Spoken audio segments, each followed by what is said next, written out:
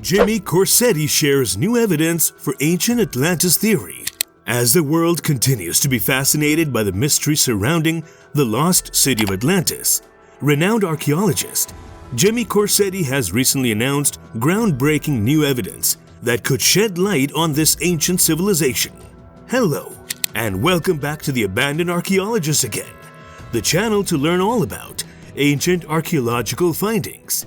Today, we will uncover the secrets of this elusive city and explore the evidence that could finally bring it to light. But before we begin, to get your attention, we have a question you can answer at the end of the video by watching it. What is Atlantis? Write down your answer in the comment section and see if you got it right. Here we begin. The discovery of the lost city of Atlantis by Plato. The ancient philosopher Plato described Atlantis as a prosperous state that boasted advanced technology, a powerful army, and complex canals nearly 2,400 years ago. The legendary city is also believed to have 10,000 chariots, elephants, and bulls.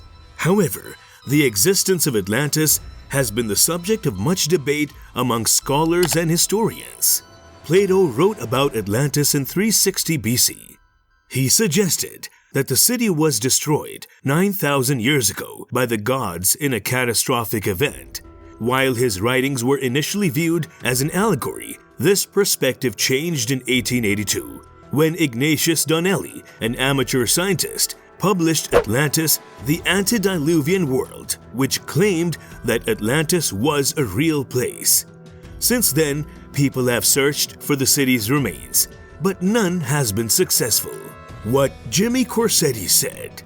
As I delve deeper into the mystery of the lost city of Atlantis, my mind is consumed by the fantastical description of its grandeur. It is said that the city was a masterpiece of engineering, with concentric circles of water and land that perfectly matched the rift structure.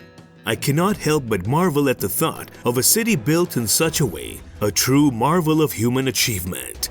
The more I study the ancient texts, the more I am convinced that this fabled city did exist. The descriptions of the city's layout are too detailed and precise to be mere myths, and if that were not enough, satellite images clearly show the path of the waterhead running through it. But it is not just the city's layout that intrigues me. It is the mountains to the north that catch my attention. The Atlas mountain chain, named after Atlas, the first king of Atlantis. I cannot help but wonder if these mountains are a clue to the city's location.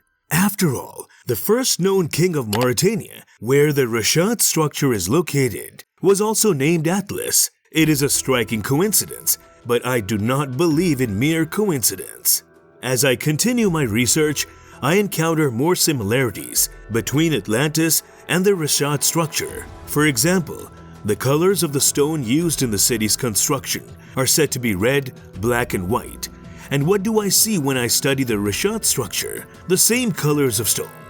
Legend has it that the ancient city was said to be so rich in gold that even its outer walls were lined with it. And it turns out that this tale may not be so far-fetched after all, as the land of Mauritania is loaded with gold.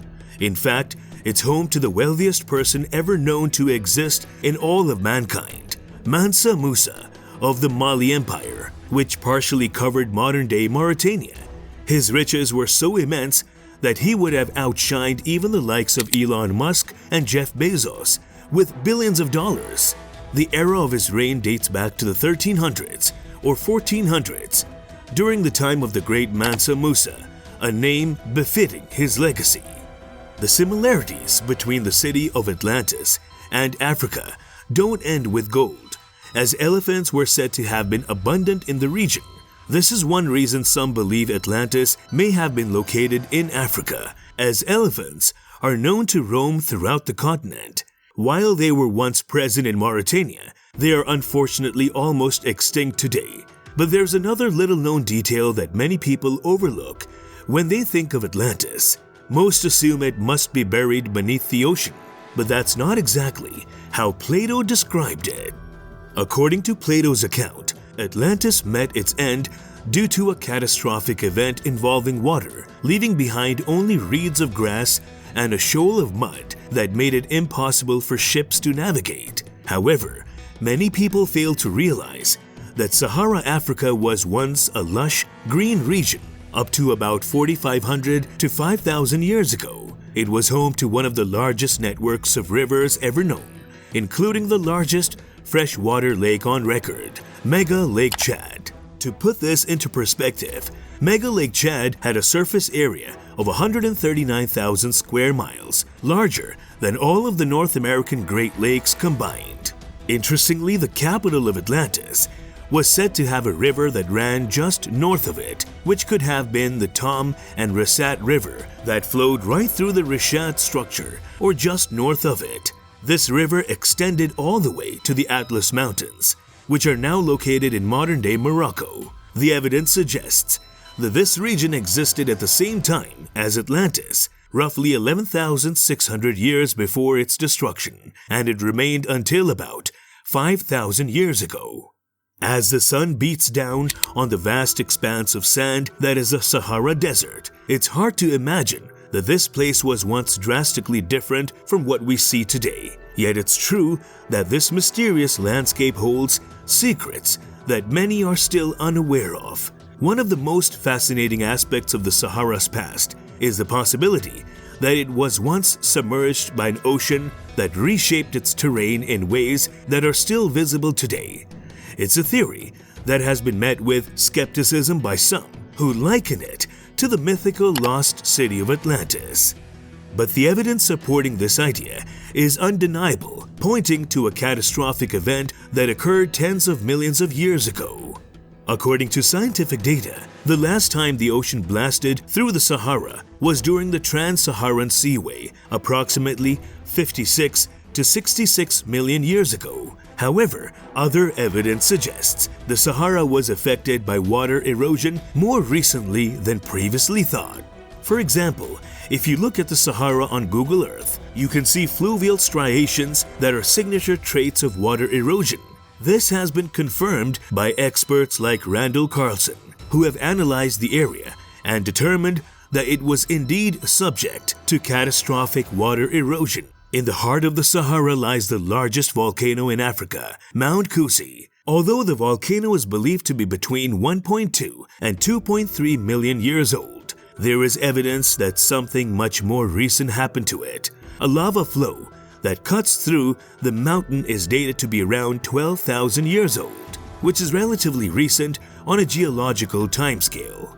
However, what's even more intriguing is the water erosion visible on the mountain's southern side. The erosion has cut off the lava flow and left signature traits, suggesting the water was once abundant in this area. If you look at photos of the mountain chain to the south, you can see white blemishes on the surface, which are salt deposits. It's confirmed that much of the Sahara has surface-level salt, but the fact that it's on top of this volcano is particularly interesting. The suggestion is that the salt came from the ocean that once flowed through the Sahara. Inside the volcano's caldera, there are salt patches, which would have been burned up by the molten lava during the volcano's creation. Moreover, scientific studies have shown the presence of gastropods, a type of sea life, inside the caldera that used to be 1,000 feet deep, but has since dried up only a few thousand years ago.